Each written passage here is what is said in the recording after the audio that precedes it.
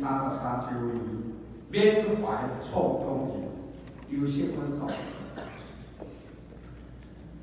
创党关山破盖岩，华人世界要先别，听心关切见贤妻，回报经营后修建，千禧正还转对面，拼心流变半边天，金东玉在加银步，名下台湾国敬贤。谢谢。2013年我在苹果日报有一篇投诉，我的存在见证台湾的荒谬。6年后的今天，面对台湾今天的政坛，依旧如此。其实2020总统大选我从头到尾都没有说过我要去选，可是蓝绿双方都一直把柯文哲当作假想敌，甚至把它放在这个总统初选的民调来做对比式民调。那今天如果柯文哲说他不选的，请问两党的初选是不是要重返？其实这样啦我个人的主观就认为说刚选完市长，马上就要去投入总统大选，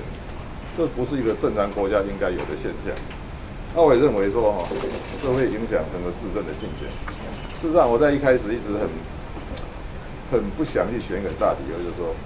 到了今年年底的时候，就台北市政府来讲，我们同时有1万户的公宅正在开工，环南市场要完工进驻，大龙市场要完工进驻，第一果菜市场跟鱼市场要开工，这加一加，通通加起来是超过200多亿，所以有很多理由让我们说这个市政跟总统大选的选举没有办法同时去兼顾。那我个人也认为要相信自己的口号，改变台湾从首都开始，改变台湾，改变台湾从首都开始，改变台北从文化开始。如果我们在台北可以把它做得很好，政治文化可以改变，也可以用台北当杠杆来影响整个台湾。事实上，在过去这一段时间，我相信我们所在台北的所作所为，不管从财政激励，从双语教育到智慧教学，都一步一步的在去改变整个台湾。所以，另外一个是这样的，毕竟我个人从一个素人来当台北市长，我非常清楚的，就当台北市长的前2年非常的辛苦，因为都搞不清楚状况，到第3年、第4年才整个市政比较顺利。其实如果现在就真的是当选选上了，我相信整个故事要再重演一遍，就是前2年会非常的辛苦，对整个状况不是能掌握那么好，所以事实上从头到尾本人对参选2020的总统大选意愿本来就不高，只是说当时在蓝绿的这种初选结果出炉的时候，让我们非常的焦虑，我相信这不仅是我啦，我相信全台湾的知识分子都普遍的焦虑，就是说，难道我真的要在草包跟菜包当中做一个选择吗？而且这种蓝绿对决的或是诉诸意识形态的对决，这要造成你看到现在为止，蓝绿双方的这种总统候选人，他们都很少在谈政见，每天晚上播节目在谈的也只是说如何去赢得这个选举。那我觉得说这种只讨论选举的输赢从来都没有一个候选人告诉我们说，如果他当选的话，到底台湾会变成什么样子？所以，当这个整个台湾就开始这种陷入统独的泥淖，然后也不谈论这种国家治理。我个人是认为的台湾在现阶段其实要解决的是国家治理这个东西，就是说效率这种务实，然后这种注重数字讲究 KPI 这种政治文化，其实在我们这个时代要建立。刚好郭台铭他是一个跨国大企业的老板应该是一种危机型的处理人物。所以我当时在想说，如果又能够在企业界存活下来，总是有一定的实力。我好相信这种企业出身的应该受意识形态的包袱会比较低。那当时那个郭台铭先生表达说，他想投入大选，特别是在初选之后，那我们也觉得说，如果有人愿意出来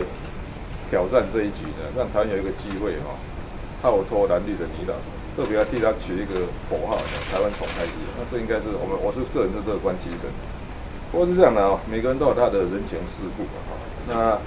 郭董作为一个跨国企业的大老板，你知道，他考虑的层面一定更复杂了。我想他还是有他个人的很多包袱，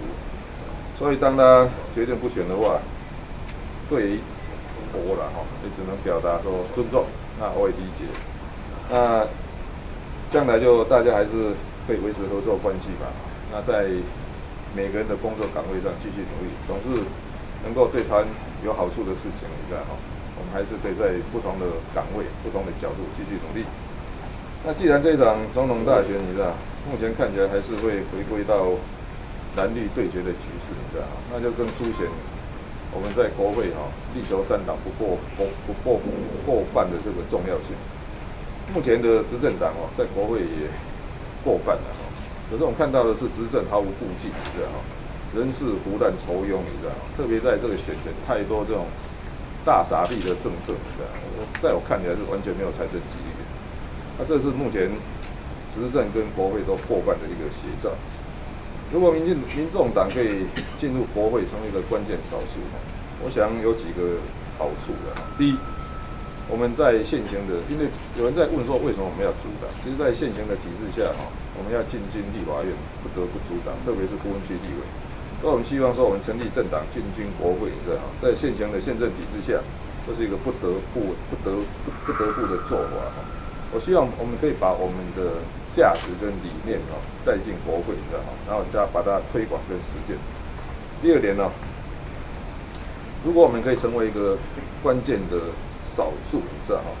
至少在不同的议题跟不同的政党合作，你知道既可以减少在野党无理取闹，你知道纯粹为反对而反对，也可以避免说执政党可以肆无忌惮，你知道我们可以做好更好的监督。那最后是这样，我们在国会的布局还是用联治内阁的概念我们会提满34席的不分区立委，你知道能够当选的就进入国会当立法委员，那排在后半段的，我们就进入国会不管是当办公室主任或者是幕僚助理这也是培养下一代的政治人才。所以大概就是以上是我的声明。好，以上。